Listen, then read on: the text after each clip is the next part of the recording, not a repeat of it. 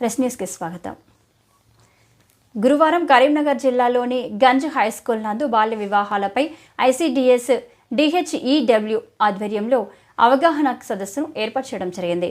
Supervisor విజయం మాట్లాడుతూ బాలికలు ముఖ్యంగా ముందుకు సాగి ఉన్నత చదువులు చదివి ఉద్యోగంలో స్థిరపడి గుర్తింపు పొందాలని సూచించారు. మిషన్ కోఆర్డినేటర్ శ్రీలత మాట్లాడుతూ 18 ఏళ్లు పైబడిన తర్వాత వివాహం చేసుకునే హక్కు కల్పించిందని, ప్రతి బాలిక ఉన్నత చదివే లక్ష్యంగా సాగాలన్నారు. గ్రామాల్లో బాల్య వివాహాలు జరిపితే సమాచారం అందిస్తే చట్టపరంగా కఠిన చర్యలు తీసుకోవడం జరుగుతుందని తెలిపారు. ఈ కార్యక్రమంలో పాఠశాల ప్రధానోపాధ్యాయురాలు స్వరూపారాణి, ఐసీడీఎస్ సూపర్వైజర్ విజయ, అంగన్వాడీ టీచర్లు వనజ, పద్మావతి, విద్యార్థులు పాల్గొన్నారు.